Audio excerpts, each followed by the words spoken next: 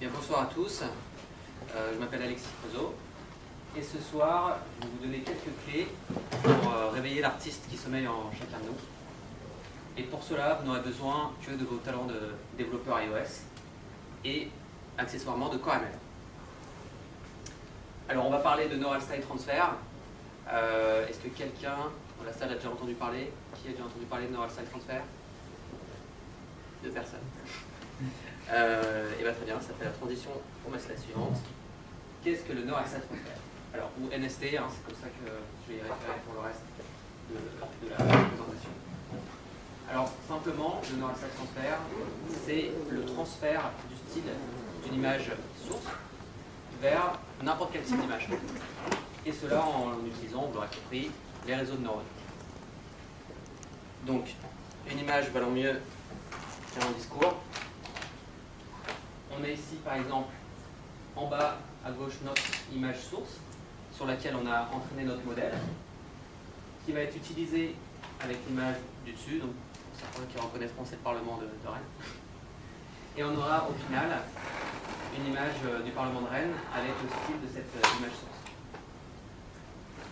Alors, vous avez peut-être déjà vu des choses de ce genre, notamment via des applications comme Prisma, qui ont un petit peu mis cette technologie sur le devant de la scène il y a quelques années.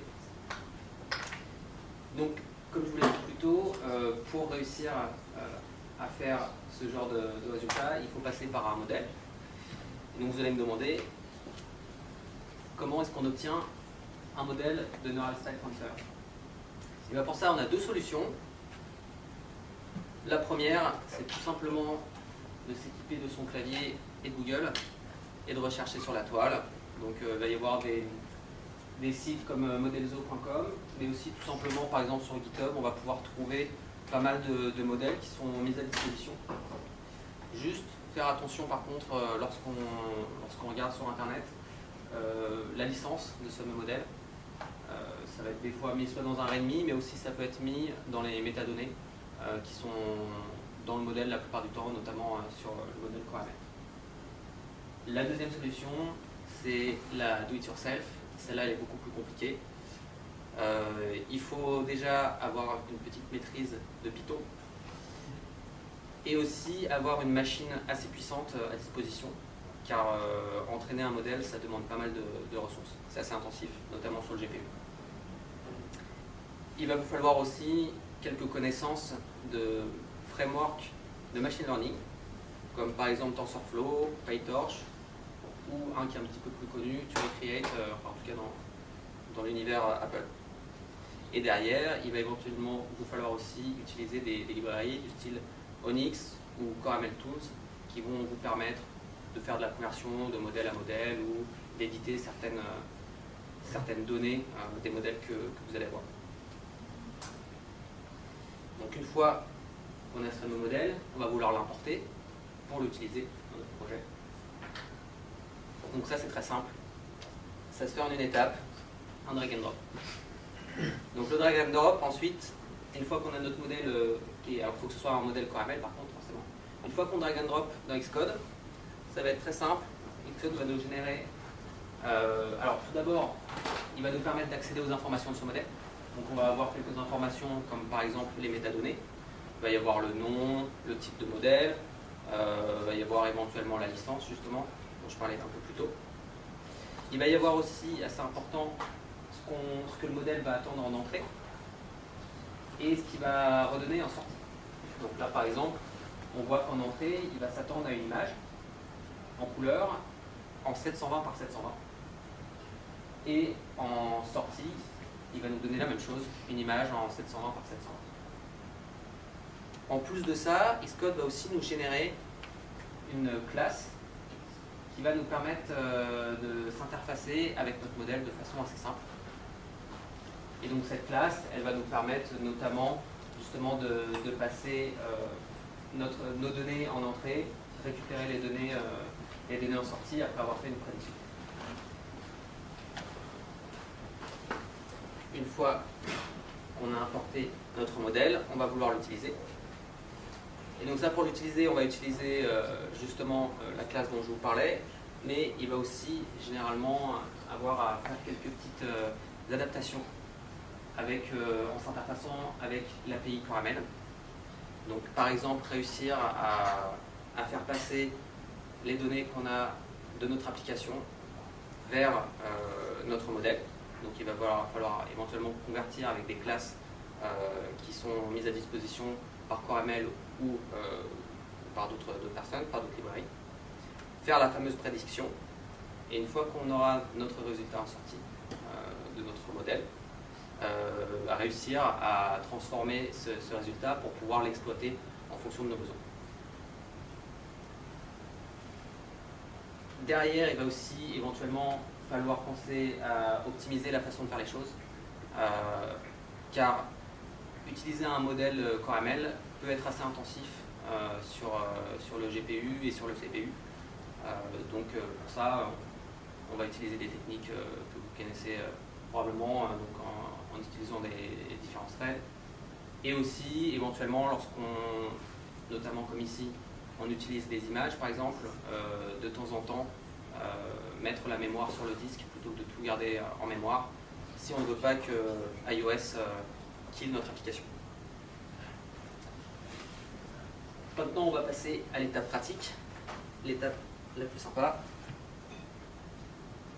où je vais vous montrer en réel ce que ça peut donner.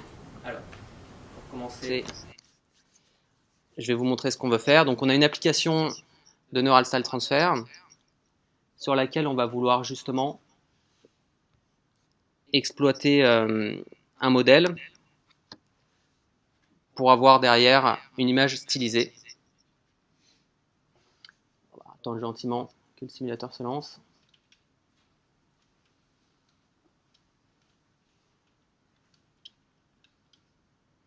Voilà. Donc ici, on a notre image qu'on va vouloir transformer avec le style, avec notre modèle. Donc pour l'instant, quand on essaye d'appliquer le style, il ne se passe rien. Donc première étape, qu'est-ce qu'on va vouloir faire? On va vouloir importer notre fameux modèle. Et donc pour ça, c'est pas compliqué. Hop, il est ici. Donc le modèle, il s'appelle Starry Night.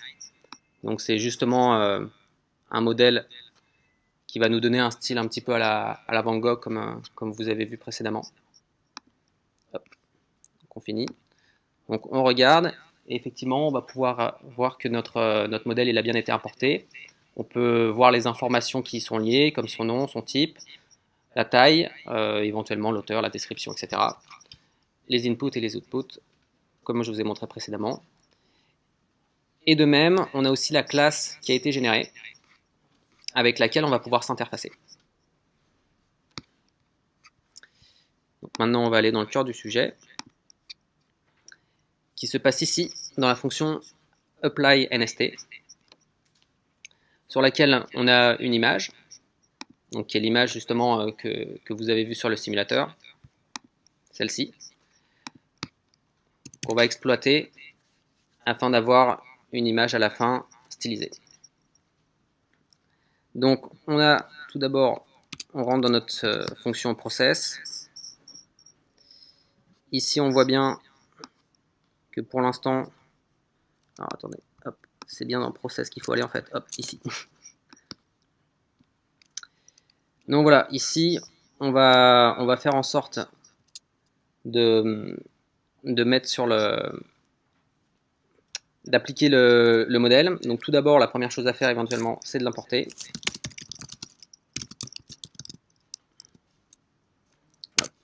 Il le repère directement. Et derrière,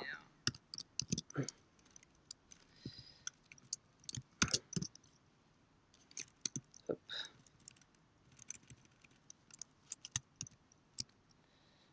Hop là.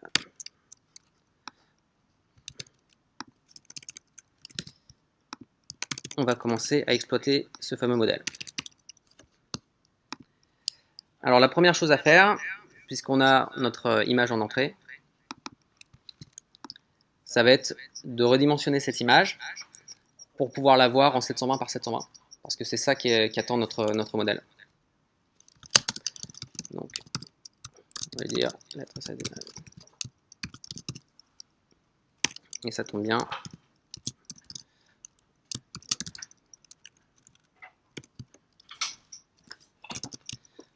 On a une petite fonction faite pour ça. On va mettre tout ça dans un garde au cas où ça ne fonctionne pas. Et dans le cas où ça ne fonctionnerait pas, on va lui expliquer que le resizing n'a pas fonctionné. Une fois qu'on a cette fameuse image resizée, on va vouloir la transformer en pixel buffer. Ah, on ne va pas oublier le petit retourne, effectivement, hop, dans le garde. Une fois qu'on a cette fameuse image resizée, il va falloir qu'on la transforme en pixel buffer, parce que le pixel buffer, c'est ce qu'attend notre modèle en entrée. Donc ça, c'est un type qui est spécifique. Alors vous en avez peut-être déjà entendu parler, les pixel buffers, quand vous faites de la vidéo notamment. C'est aussi justement ce qui est attendu par CoreML lorsque vous lui donnez des images. Donc ici, on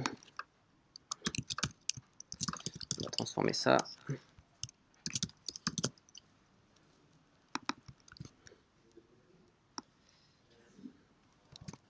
Alors, hop là.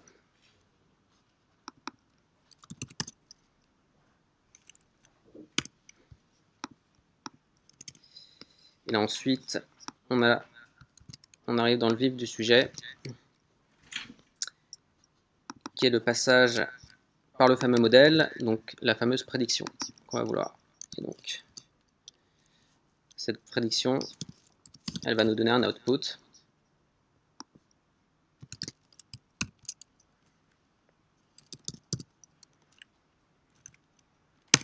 Qui va utiliser notre fameux pixel buffer.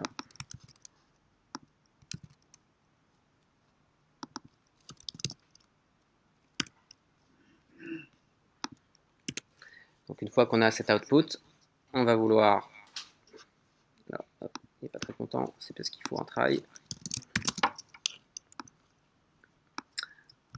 On va vouloir le refaire passer en image, car l'output, comme l'input, est un pixel buffer. Hop. Hop.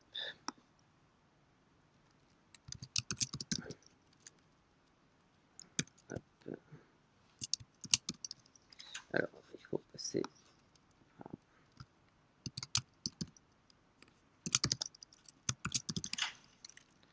Hop là.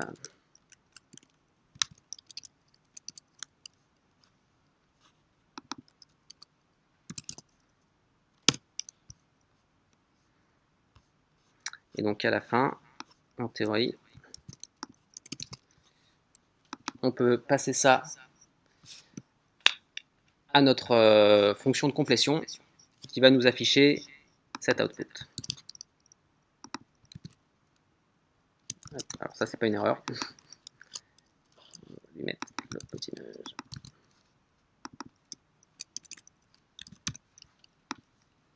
Et tout ça, on va mettre, d'ailleurs tout le reste, toutes les complétions, pas oublier de les mettre sur le main thread.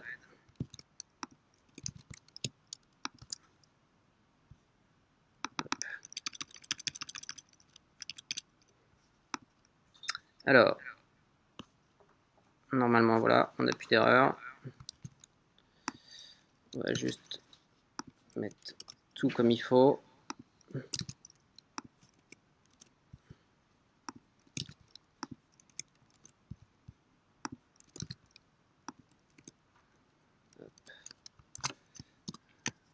Hop là.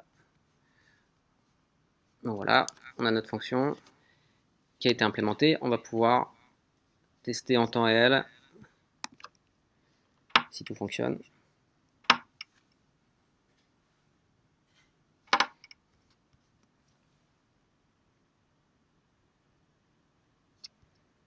Hop. On applique et on a un crash. Je vous ai dit, c'est sans filet. Hein. Alors, pourquoi est-ce qu'il me donne un crash? Surtout, pourquoi est-ce qu'il me donne un crash sans... Alors, heureusement, pour ça, on a... Voilà. On a quand même le filet, en fait.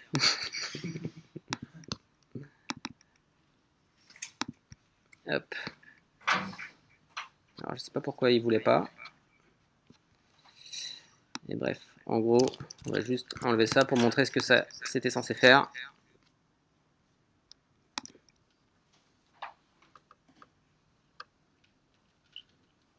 Bon, on est sur un MacBook 2013. Ça peut prendre un petit peu de temps. Ah, il veut pas. Pourquoi est-ce qu'il met là? Ah oui. Hop.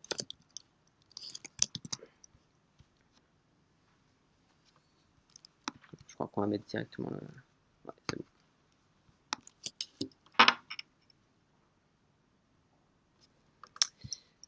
Alors. Ah non, ok, c'est juste... Ok, en fait c'est bon, c'était juste le modèle qui... Alors, on peut voir qu'on a un résultat.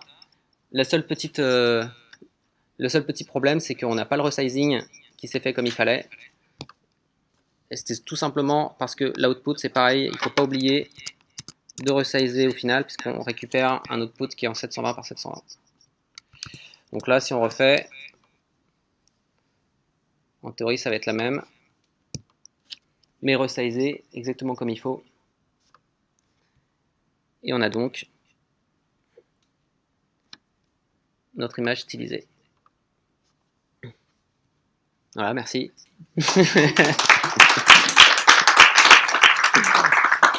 Et donc on peut voir, normalement, je dois avoir, voilà, petite image en référence à Nantes tout de même, pour voir que c'est bien quelque chose qui fonctionne avec n'importe quel type d'image. Voilà, le château de Nantes. Merci. Alors, on va pouvoir repasser. Hop. À notre slideshow. Alors, one more thing, parce qu'il en faut un. Donc vous avez vu qu'on utilise un modèle pour pouvoir faire tout ça. C'est finalement le cœur de notre application. Mais ce modèle, en fait, lorsqu'on va le générer par exemple soi-même, ou même lorsqu'on va le récupérer, les modèles ne sont pas tous créés égaux. Et on a une étape disponible depuis iOS 12 qui s'appelle la quantisation, qui nous permet en fait d'améliorer la taille, donc c'est-à-dire d'avoir un modèle par exemple qui va être de 10 mégas, de le faire passer à 2 mégas, et aussi grâce à ça de maximiser on va dire sa vitesse lorsqu'on va l'exploiter. Donc le procédé il est un petit peu compliqué, ça passe par la transformation des poids de notre modèle, donc la façon dont le graphe est enregistré dans le modèle, en le faisant passer du format original, qui est un float, qui va être potentiellement assez lourd, qu'on va dégrader au fur et à mesure jusqu'à 8 bits, 6 bits, 4 bits, éventuellement jusqu'à 1 bit. Mais bon, là, on peut voir par exemple pour le Neural Style Transfer ce que ça donne. Donc, ce qui est assez intéressant dans ce cas d'utilisation, c'est que lorsqu'on passe d'un modèle qui n'est pas quantisé à un modèle par exemple qui est quantisé en 8 bits, on n'a quasiment aucune différence de résultat. Mais par contre, on a un modèle qui est 4 fois moins lourd et qui est aussi plus rapide à exploiter. Donc là-dessus, c'est une étape intéressante lorsqu'on veut faire une application ensuite qui part en production. Je vous ai mis les ressources si vous voulez aller un petit peu plus loin, donc notamment pour cette démo, mais aussi deux petits articles que j'ai fait, donc un justement sur ce que j'ai expliqué ici, mais avec en plus l'étape de la création de ce fameux modèle en utilisant PyTorch, et derrière la quantisation pour iOS 12. Et puis je vous encourage aussi à aller voir ce qu'Apple a fait sur tout ce qui est Core ML, notamment sur la WWDC 2018. Il y a quelques sessions qui sont intéressantes. Et enfin, JC Johnson, donc ça c'est un repo sur GitHub qui est un petit peu on va dire, le repo modèle pour toutes les personnes qui veulent faire du neural cell transfer. Merci beaucoup. Vous pouvez me trouver sur Twitter, sur GitHub, et vous pouvez aussi trouver l'application que j'ai fait justement qui exploite un petit peu tout ça, qui s'appelle Look et qui est sur iOS et aussi Android. Merci beaucoup.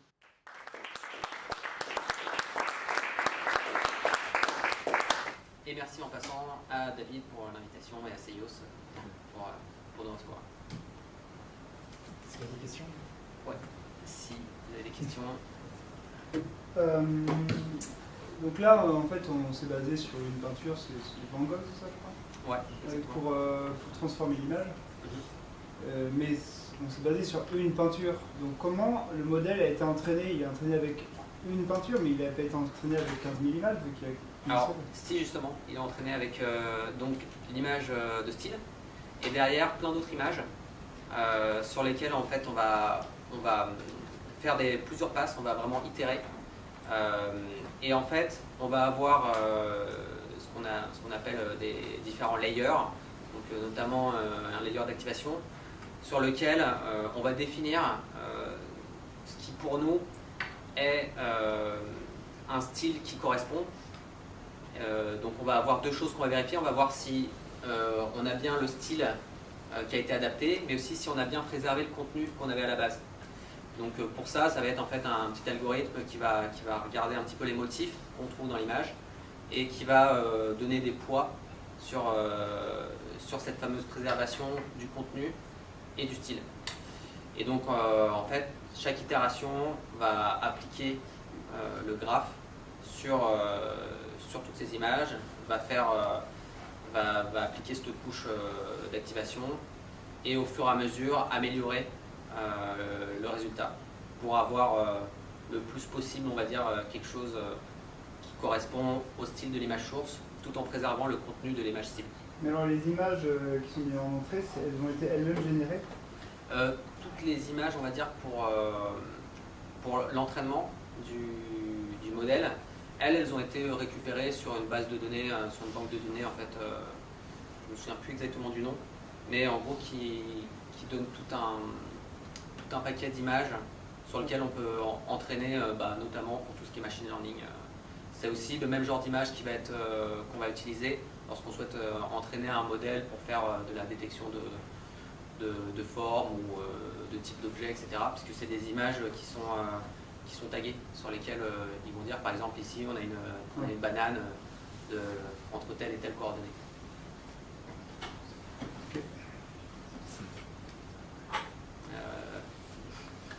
Si tu veux récupérer une image en plus haute résolution en sortie, tu par où?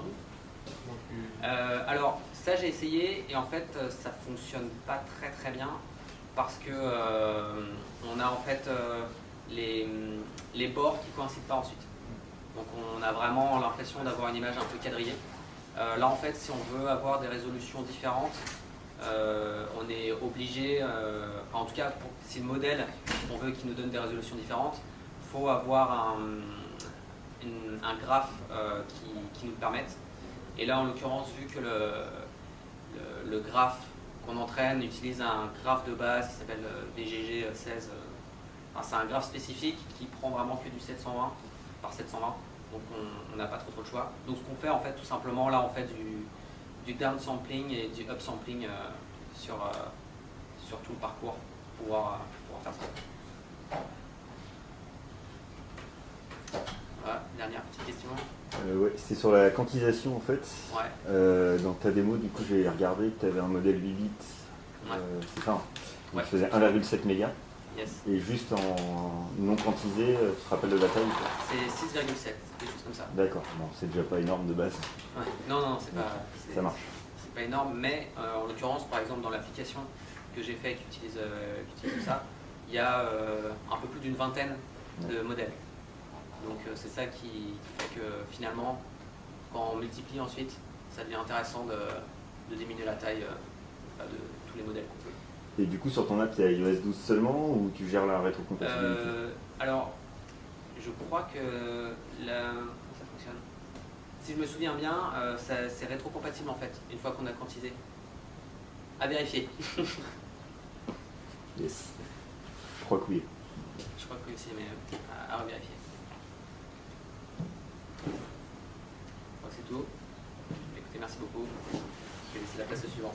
Merci à toi.